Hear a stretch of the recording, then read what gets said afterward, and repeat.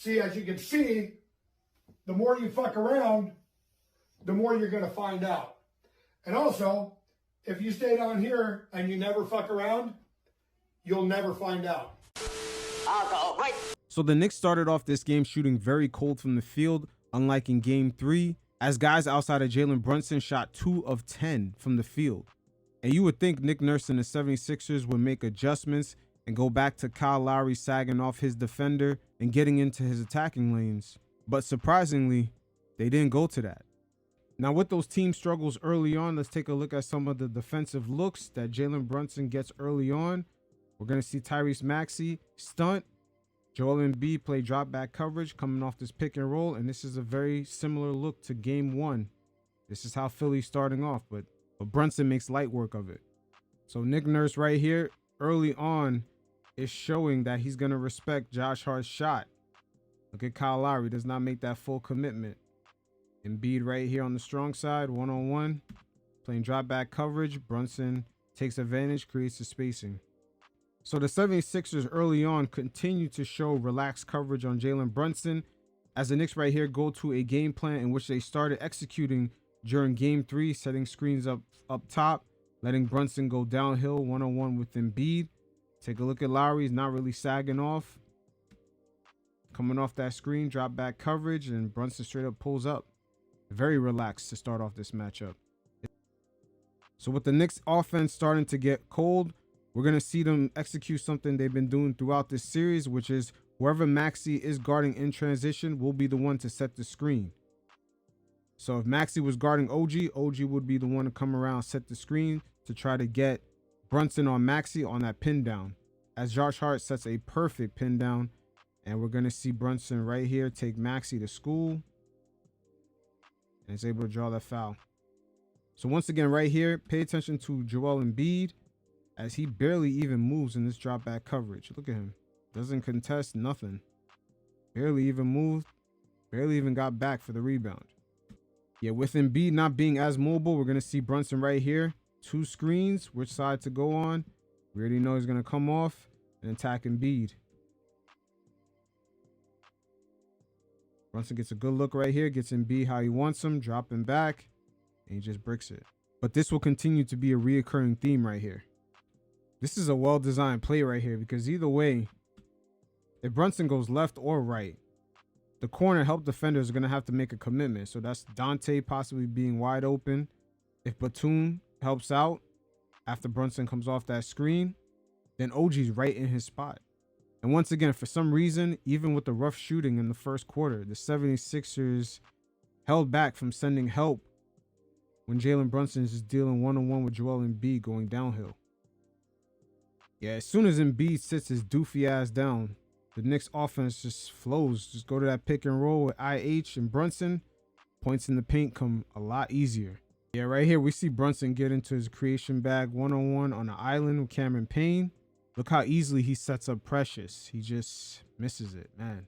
That was a perfect setup. Precious, you got to dunk that. Okay, so Brunson comes off the screen with Maxey trailing behind him. But right here, he stays real patient. Doesn't lose his dribble. Actually maintains it right at this point. And look at Lowry. Look at the whole 76ers defense. They're going to leave Brunson on the island after he's already been hot for the first 2 quarters. McBride drawing some respect. OG drawing some respect. This is very surprising to see after the way they guarded Brunson in games 1 and 2. So at this point right here, the Knicks are mounting a comeback. And outside of Brunson, their shooters are not necessarily killing it.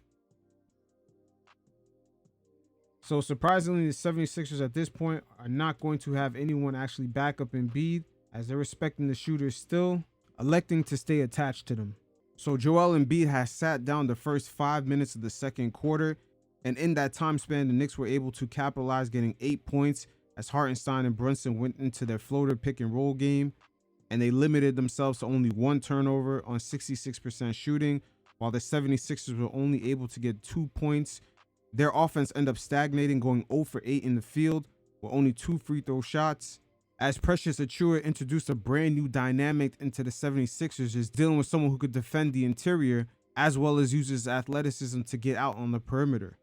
But even though the Knicks end up winning those minutes while Embiid sat down, by the time Jalen Brunson sat down for about 3 minutes, the 76ers themselves went on a run, scoring 10 points on 66% shooting with no turnovers. Embiid was able to go to the line and get points, while the Knicks offense only stagnated, shooting 25% from the field. But again, they kept their turnovers real low because it would have been a much even bigger run had they been loose with the ball.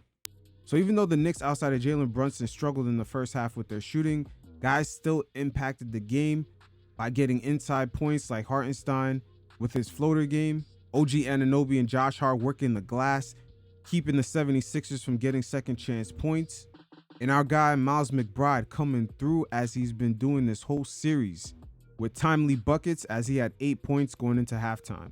But both teams, like the previous 3 games in this series, have kept their turnovers down, which kept it close going into half. So right here, we'll be taking a look at some of the looks that Jalen Brunson is getting in the third quarter. Hartenstein with great technique, going right behind Kelly Oubre. That way he can adjust and rescreen, which he does right here.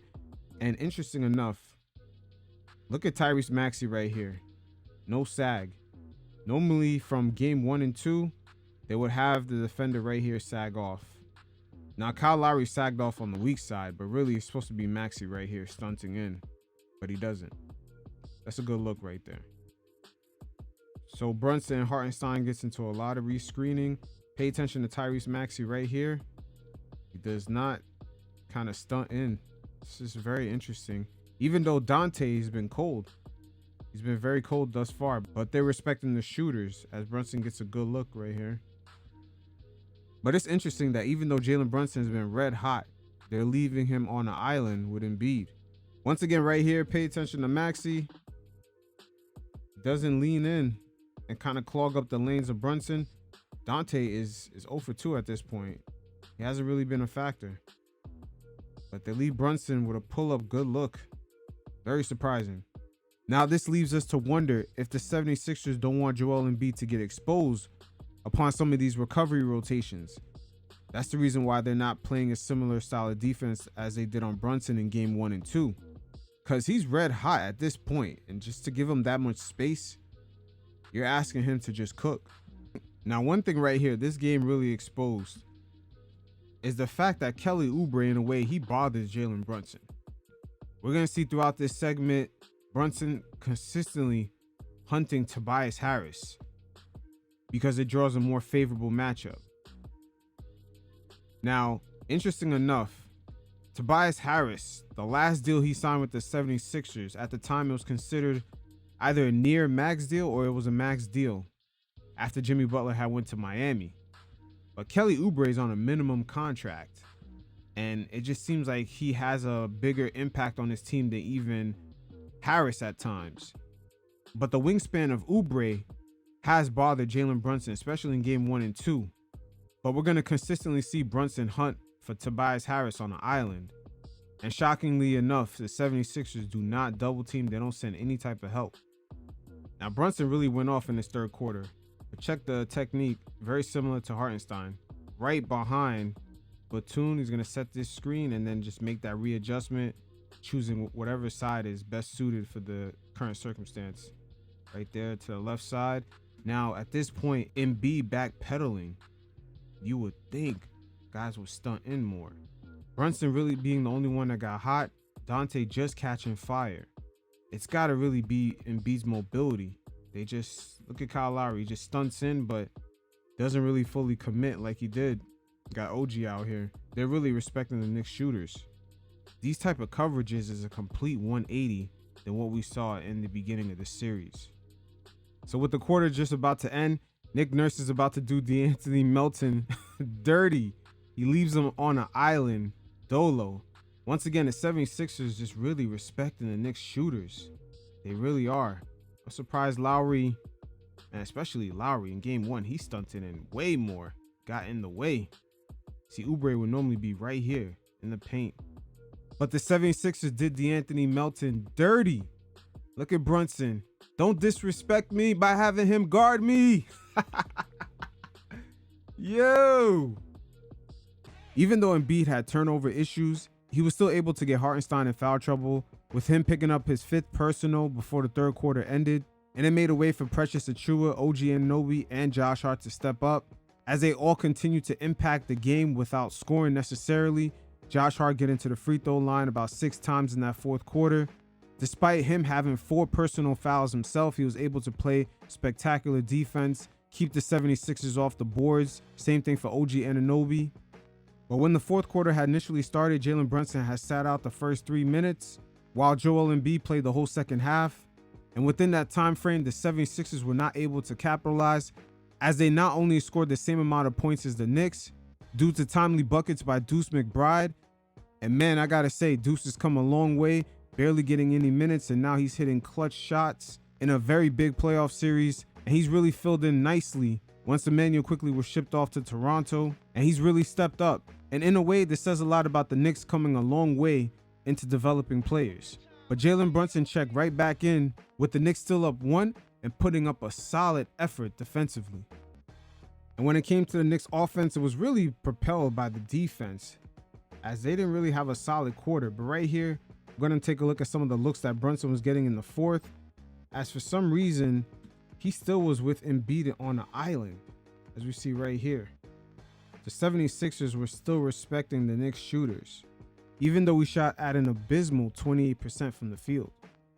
All right, so finally, this is something that I alluded to earlier on in this segment. You see Brunson waving? He's like, bring him here. He is actually calling for Tobias Harris. He loves that matchup going up against Harris, as Kelly Oubre, his wingspan was bothering Brunson between games in 1 and 2. But this is interesting right here. Calling Josh Hart to set up this switch right here. Oubre is just a minimum player that was thrusted on this team last minute. Tobias Harris, at the time he got his max contract, he was considered pretty much a decent defender throughout the league. But it's interesting enough, Brunson pretty much finds him as food at this point. Now here's Brunson once again. He's going to run multiple pick and rolls to try to get Harris, as he loves that matchup. Look at him and Hart. He's going to keep running it. Now he's got Harris. Once again, there's something about Harris. He views Harris as food. Now this right here pretty much sums up Joel Embiid's night, as he's always been a step too slow on these switches. And just all the consistency of OG and Hartenstein making him work hard for all 4 quarters. The constant double teams and all the players involved in those double teams, from McBride to Josh Hart to Dante DiVincenzo, along with the combination of OG and Hartenstein. You see where it began to take a toll on him as he played the whole second half. And Brunson was able to capitalize off of all that by attacking him off the pick and roll, just getting him one-on-one going downhill. Embiid's stamina has always been a question mark in the playoffs. And it definitely played out in this game, particularly in the second half, with 3 turnovers while hitting only 2 of 7 shots. When the referees are not giving him 20+ free throws, along with him scoring 50 points, things are going to get even more difficult with this team being down 3-1. And that's going to force the Sixers to play Embiid for a lot more minutes as this series continues. But for the Knicks defense, this definitely was a coming out party. Precious Achiuwa inserting a brand new dynamic within the athleticism of that defense, and it proved to be too much for the 76ers. So we'll see how it plays out heading back to the Garden. Until next time, you fellas, stay safe. Peace.